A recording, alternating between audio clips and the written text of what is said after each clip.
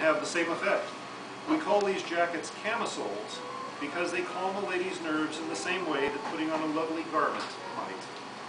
How does it accomplish this? The Count smiles sardonically. Your guilelessness will either be your salvation or your demise, Mina. I'll show you.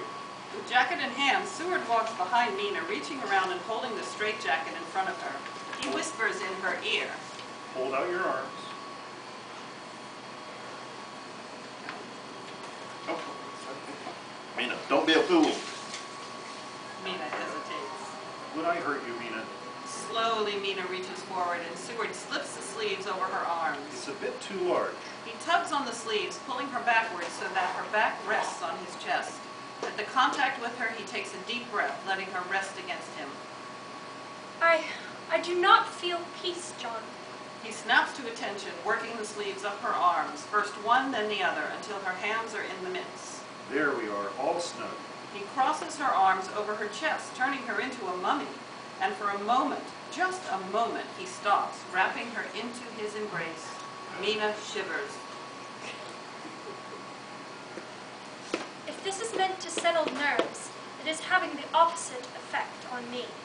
You do not have to do this, Mina. Remember who you are. Seward laces the strings hanging from the midst behind her back, imprisoning her. Mina looks uncomfortable, uncertain. Seward rubs his hands on her upper arms. How does that feel? Call out to me, Mina. Let me handle this. Mina either cannot or does not speak. Seward and the Count whisper simultaneously in her ears. Mina? Mina's eyes dart wildly around the room. I feel helpless. The more that I cannot move, the more I want to move. It's frightening. There's nothing to be frightened of. Would I ever let anything happen to you? Seward guides Mina to a straight-back chair and sits her down, kneeling in front of her like a suppliant in prayer. Doesn't that make you feel at peace? Tell him the truth, Mina. Shatter him. The goal is to make the patient feel secure. Mina squirms. I do not feel secure. I don't know how I feel. He goes behind the chair and tugging at the back of the jacket, jerking Mina back. His cheek is very close to hers. Feel these loops? Mina seems unable to breathe. She nods. The doctor stands, walking to the wall and returning with a long leather strap. If the patient continues to struggle, we attach the strap to the jacket and hook it to the wall. So much better than tying the patient to the bed. I want you to know how humane our treatments are. No one is hurt in our care. Not even Lucy. Not even Lucy? Seward takes another leather strap off the wall and then comes behind Mina, clipping the straps to the jacket. Especially not Lucy. The doctor yanks the straps tight, pulling Mina's back against the chair. He smiles wryly. I never dreamt that your posture could get any more correct. Perhaps you should use this to train your pupils. Young ladies look so nice when they sit properly. He hooks the straps to the wall and comes around to admire his work. Mina is rigid and completely imprisoned. Now that doesn't hurt a bit, does it? It can't be any worse than a corset. In fact, my theory is that women are accustomed to submitting to the corset, so it predisposes them to the straitjacket. I feel powerless. The Count examines his fingernails. You are not powerless. I believe you get a perverse joy from denying your power. The doctor kneels in front of Mina again. You are struggling, but in reality you are swaddled like a baby in the safety of its cradle. Struggle heightens the very hysteria we try to cure. Don't struggle. Submit. If you submit, you will submit to me. I want to submit, John, but my body wants to struggle. It's not the body that's struggling, it's the mind. He puts his finger under her chin. Let the sound of my voice relax you. I want to, but I cannot. My body wants to rebel against the straps. The doctor goes back to the wall, returning with 2 black leather cuffs. When the jacket is not enough, which is rare, we confine the feet. It helps, as you will see. He kneels, buckling a cuff around each of her ankles, and then hooks them together.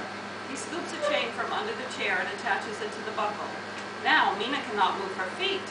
Seward, on his knees, stares up at her in adoration. patient. Mina tries to move but cannot. Her face is full of fear. You can ask anything of me, Mina. You think you have no power, but I could never tell you no. His eyes graze every inch of her face. How beautiful you are, how your skin glows, and your eyes, well, they're devastating. Now he lets out a loud sigh and moves closer to her. His eyes are focused on her lips. He is about to kiss her. Mina, you forget yourself. Mina pulls back. John, you forget yourself. He will never be a husband to you, Mina, not the kind of husband you deserve. You need a strong man, a man who would never desert you, a man who would love you utterly. He tries to kiss her again. Lucy, remember Lucy. Startled, Mina speaks before Seward's lips can touch her. Was Lucy confined this way? The doctor falls back as if he's been kicked in the stomach. Lucy, no, not like this. He cannot meet Mina's eyes.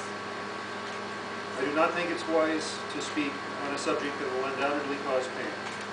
Pain to you or pain to himself? Lucy was my dearest friend. I need some satisfaction, John, or my grief will go on and on. Mina's eyes well with tears. Is that why you've come here? I thought you were here for your husband. I am here for my husband. I suppose it was too much to hope that you might also have been here for me. She cannot respond but continues to cry. Please, I'm uncomfortable. My arms are numb. Let me out of this thing. He takes a handkerchief from his pocket and wipes away her tears. There, Mina. It will be all right. But her eyes show terror. I want to go to my husband, John. He will wonder where I am. I must finish my morning rounds now. I'll have Mrs. Sneed check on me. The doctor turns his back on her and walks away. The Count stands over her. John! Sorry. Sorry, Don. Why is it always this way, Mina? The moans and cries of the asylum's patients rise as Seward's footsteps recede. John, please! Don't leave me here, John! But he is gone. The end.